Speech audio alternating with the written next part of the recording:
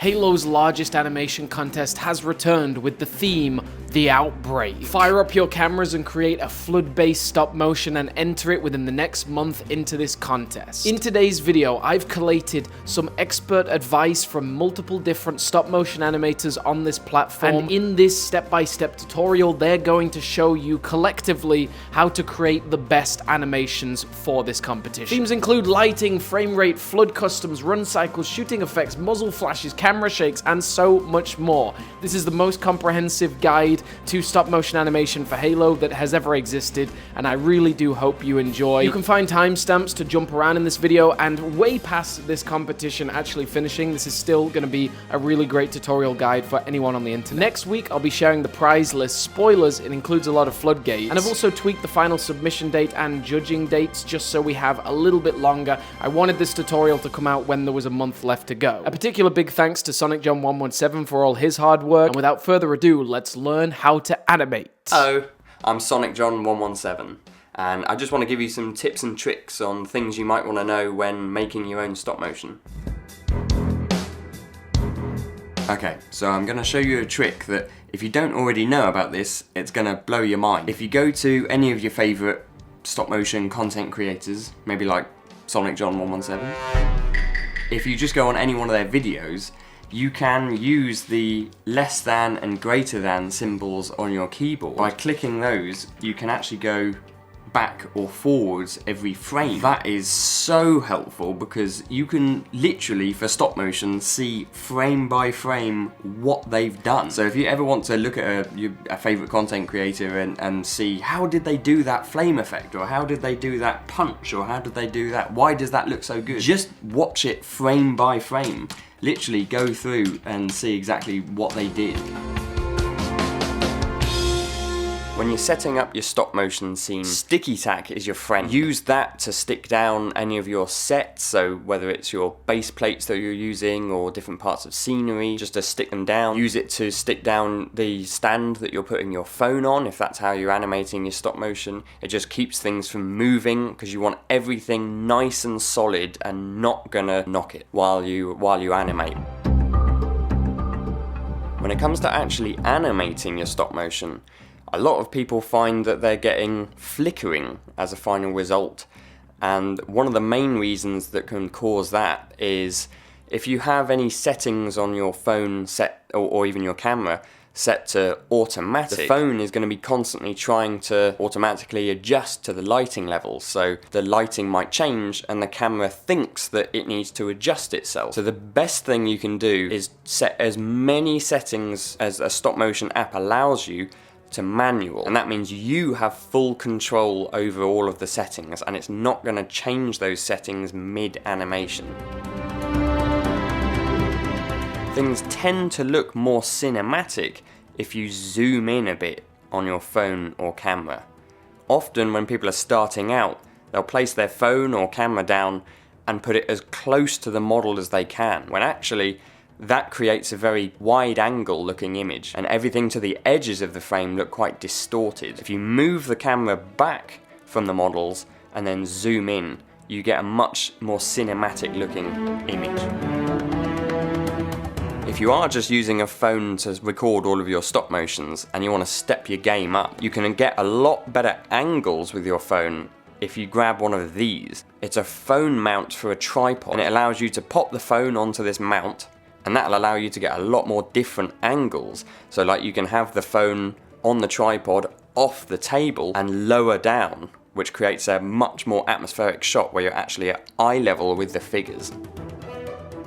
The next thing I want to talk about is lighting. Over the years I've upgraded my lighting setup to lights like these, but everything that these can do can be replicated with the kind of lights that everyone normally has lying around their house. Ideally, you want as much control over all the lighting on your set as possible.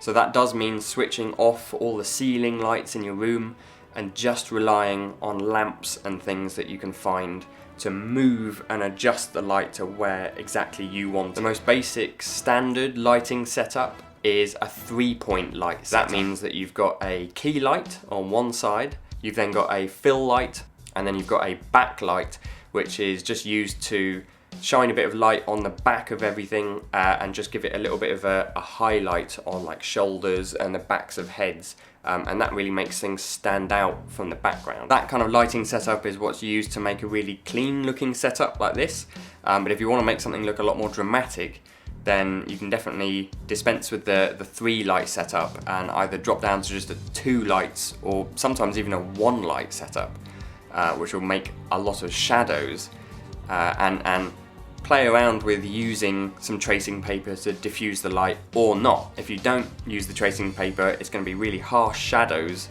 and combining that with just a 1 or a 2 lighting setup can really make some spooky, scary type atmospheres. Now, I don't know if you noticed, but different lights have different temperatures. If you've got different lamps around your house, or even just, you know, lights in your room lights might be very yellow coloured, and your lamp might be very white coloured. But a real issue comes when you're mixing colour temperatures. So say you've got a couple of different lamps that you're using for your stop motion, and one's really yellow and one's really white. I used to make that mistake back in the day. If you've seen my Lego Titanfall stop motion, now when I look back on it, it looks really garish. It just looks awful. Like I was using the room lights in that room to light up the whole set, and they were really yellow. They were a really warm colour temperature, and then because that's really all I had. But I had one more lamp, and I put a lamp on the set, and that turned out to be a really blue kind of white lamp colour. And so when you mix those, that's when it's really noticeable. That's when it's really off-putting. A compliment that I get a lot is that my lighting is very constant throughout all my animations, which thank you very much for. But the way that I achieve that is by taking note of 2 main things. Number 1 is shadows. If you're casting a shadow onto your stop motion, either the light's behind you, which it never should be, it should be directly aimed onto the actual set.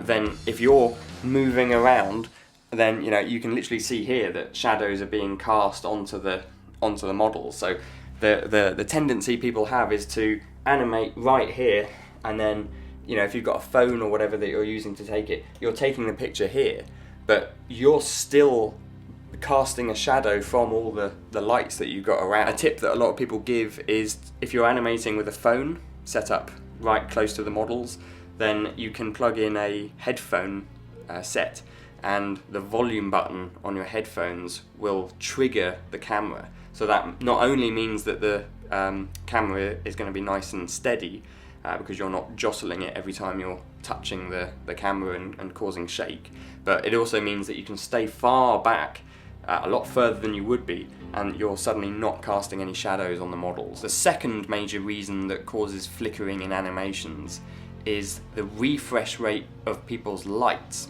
because I don't know if you know, but lights are actually flashing very, very quick. Different lights have different refresh rates. In everyday life, normally you can't tell with your own eyes. When your camera's taking the photo, depending on how long the shutter speed is set to, so that's how long your camera is exposing itself to the light that's around in the room. Sometimes if you set yourself a longer shutter speed, it takes a lot longer to take the photo, like a chung chung, rather than a quick take of the camera. That's exposing the light a lot longer. And if you've got flickering lights thousands of times a second, depending on your shutter speed, you're taking in different amounts of light depending on how fast it's flashing, and that can cause you to have flickering throughout your animation. Now, the way to get around that is 2 things.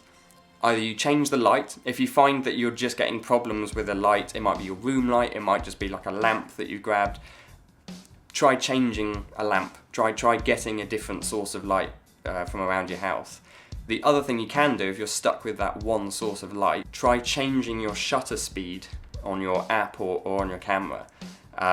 Just experiment and do a couple of pictures with one shutter speed, and then see if it flickers. Change the shutter speed, do another couple of pictures and see if it changes in between, because you might find that fixes it. It's annoying because it means that you're going to have to change the shutter speed, and that'll affect other camera settings like your aperture or things like that. Some phones might not even have like a manual mode for all of their camera settings, but most stop motion apps do seem to be able to do that, so you should be fine with that. One of the questions I get asked the most about stop motion is what frame rate do I animate at? Frame rate is just how fast every picture you take is then going to be played back in the final result. So if you shoot at 8 frames a second, it's going to be playing 8 of those pictures within a second. I animate at 15 frames a second now.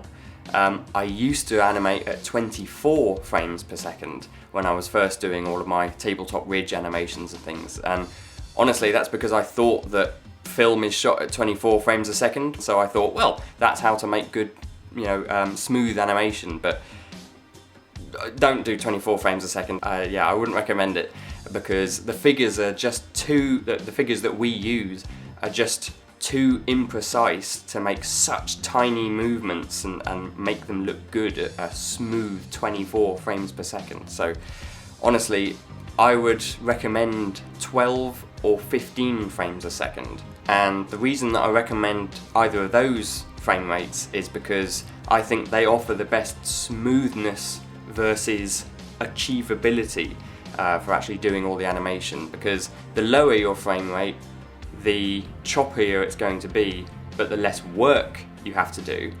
But the higher your frame rate, the more work you're having to put in, but ultimately the smoother your animation is going to be. So choosing your frame rate is just a toss-up between which is more achievable for you. Are you just starting out? You might want to only do like 8 frames a second if you're not really used to trying stop motion. If you've got a few animations under your belt, I'd highly recommend either 12 or 15 frames a second. The important thing I want people to know is that there is no right frame per second. Lots of different animators animate at different frame rates. If all you're doing is just using a phone app, taking the photos, using the phone app to then export the video and just sticking it straight up on YouTube, and that's all you're doing, whatever frame rate you choose is fine. If you choose 8, if you choose 12, if you choose 15, I wouldn't go higher than 15, honestly. There's also an artistic side to different frame rates that animators choose, because I'm gonna say Battle Axe off the top of my head, who's really good at action and punching and things like that in their stop motions, and they kind of convey movement by implying kind of like massive key posed movements. It's a very similar thing to animation in anime and cartoons and things like that as well, where if you're going for like a jab or something, you would really massively emphasize the wind up, and then all in one frame the arm would have moved the entire distance. So that's examples of, just because you can use a higher frame rate to make something smoother, that doesn't necessarily mean you should. Some people are really good at animating at low frame rates, and that's their style. So animating something at a high frame rate doesn't just instantly mean better, and that's something that it took a while for me to learn when I was first starting out, that I just assumed that a faster frame rate meant it was smoother and therefore would be a better animation. Finding what frame rate works for you, whether it's a low or a high frame rate, is the most important thing. So just do some experiments and see what you get on with. That's all the tips and tricks I've got for now. This community is really open and friendly, so honestly, if you need help with anything, leave a comment in people's YouTube videos, and yeah, lots of people are always willing to give a lot of advice, so best of luck.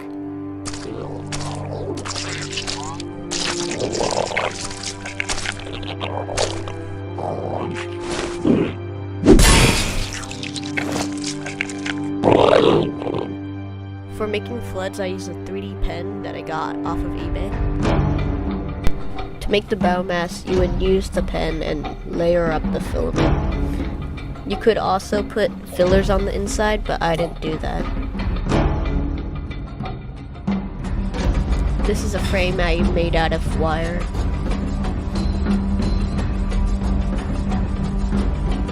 Fill up the hole with the plastic, and then you would want to put the wireframe into the hole.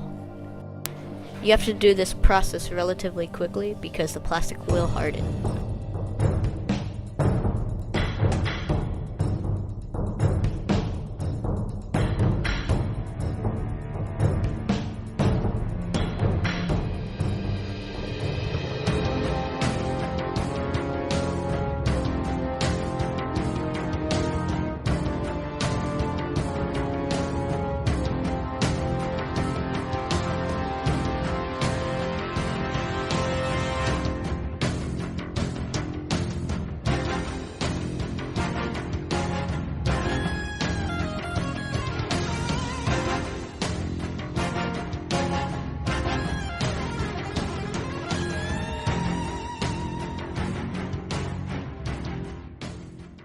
Hey everyone, I'm AK Motions. If you watch my animations frequently, you most likely stick around for the fight scenes.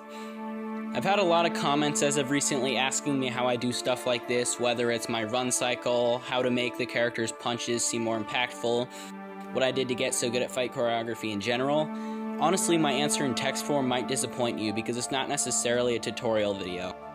But I usually tell people to watch action movies or shows. Specifically, I tell people to watch Red vs. Blue. Because that's my main inspiration for my fight scenes. I would suggest studying the movements by playing the scene at 0.25 speed, but I'm going to go more in-depth on my response by going through frame by frame in one of my animation scenes. Let's start with the run cycle.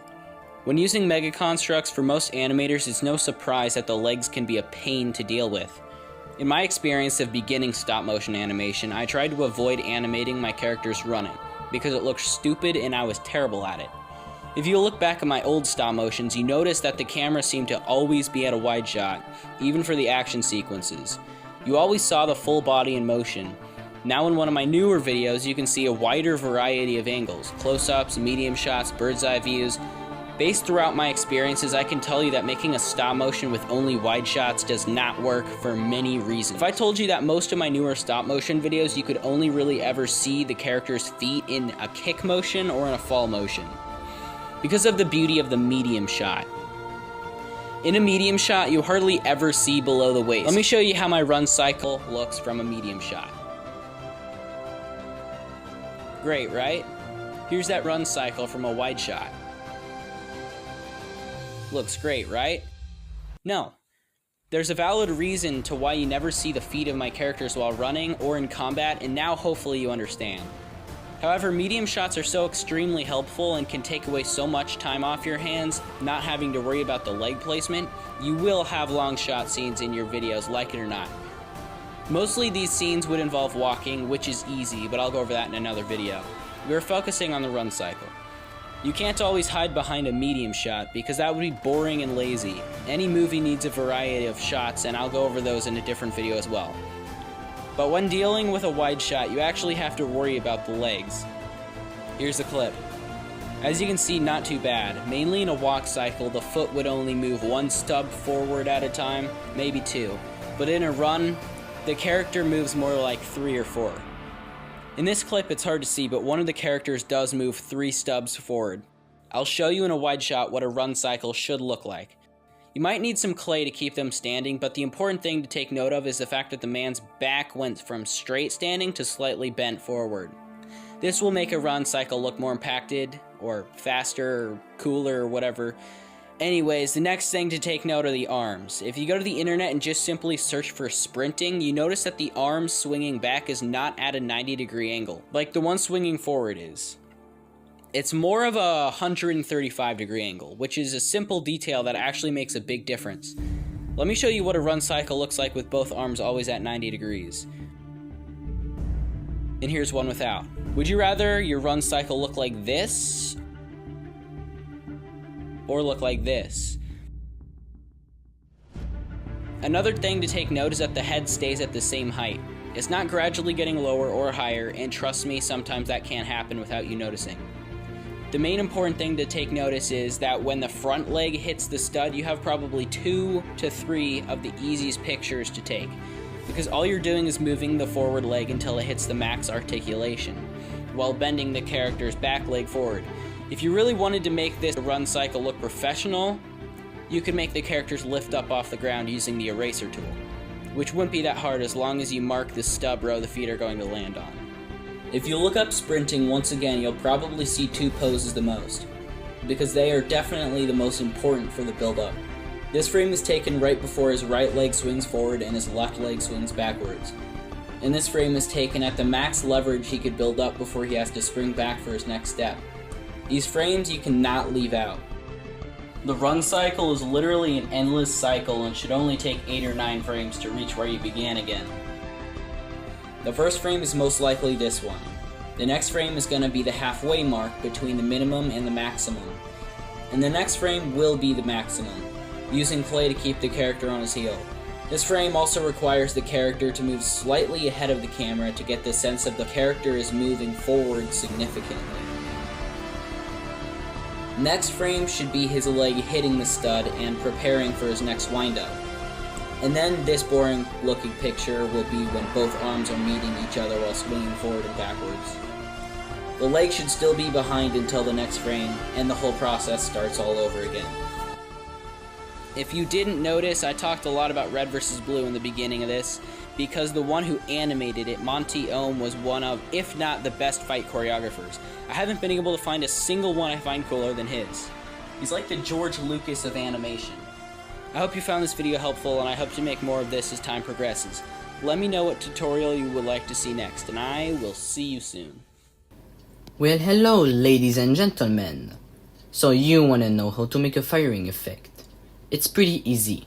So first, you will need some white Play-Doh and some cotton wool. Oh, that's too much. Make a small ball of Play-Doh or sticky tack. Attach it to the cotton wool and add some lighting for the effect. So here is an example of what it could look like frame by frame. So I add the cotton wool to the gun and add some lighting with some shaking on the camera, so it has a very good effect. Thanks for watching.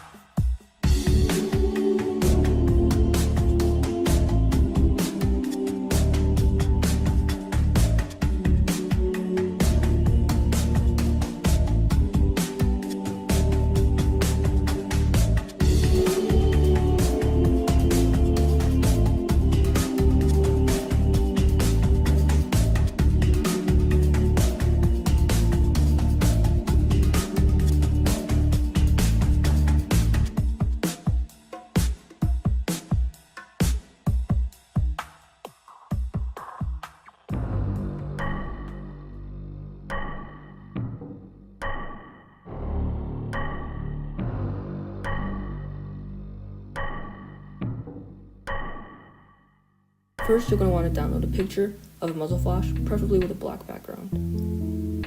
Next, you're going to want to save the actual animation.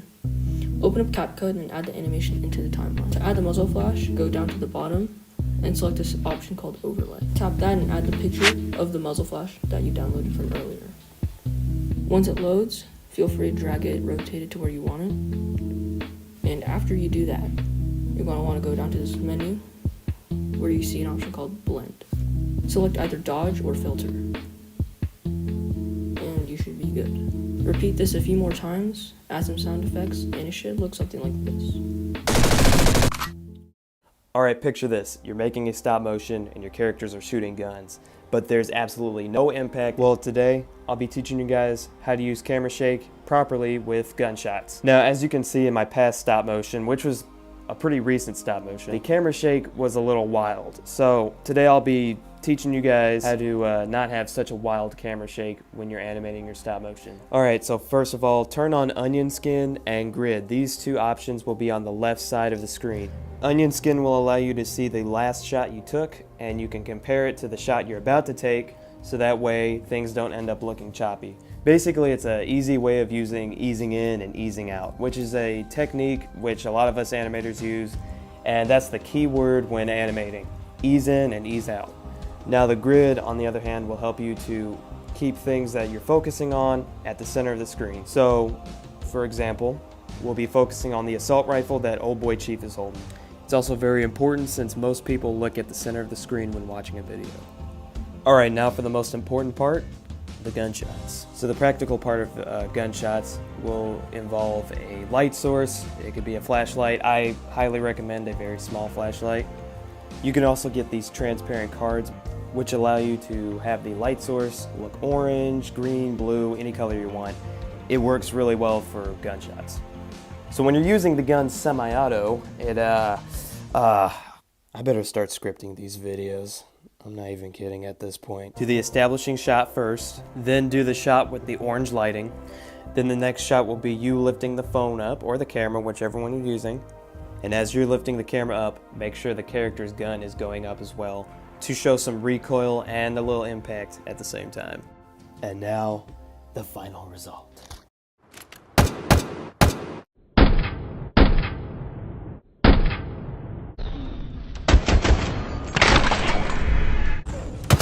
So it's only slightly different with full auto effects. It takes less shots.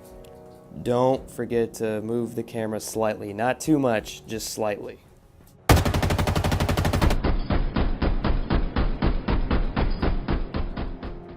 Now, if your character is a super soldier or some kind of like overpowered being and they're using a fully auto weapon, don't really add recoil. Just do a slight camera shake. And that should just show how powerful your character is when using the rifle. When it comes to a Marine, on the other hand, make sure they do have a little recoil just to give a little attention to detail, but that's kind of optional. Now when your character is using a weapon like a shotgun or a sniper rifle, make sure there is a little more recoil and maybe make the camera shake a little more, like lift the camera up just a little bit more when creating the camera shake. And there you go. You guys got camera shake down pretty well if you follow the video right. Now, I'm not gonna sit here and act like I'm this absolute professional, like I am Mutroid X, but I am gonna say this, it does help, and I'm still learning, so I'm not this professional, I'm not Bad Lakes Animations just quite yet, not quite, but we're getting there. But I will say this, just keep working hard. If you feel like messing around, you wanna be this great stop motion animator, but you keep messing around, you keep going off to play Halo or watching someone else's stop motion, work on yours. Keep working on your animation. I promise you'll get better and better and better as time goes on. Anyways, I hope you guys enjoyed this video. This is JBW Films, signing off.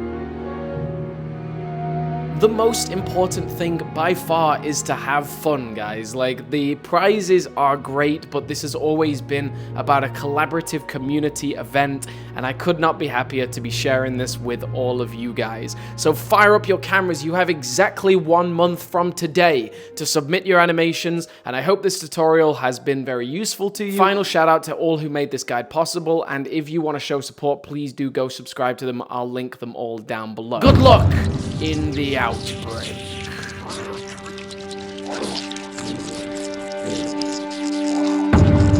I see you. There you are.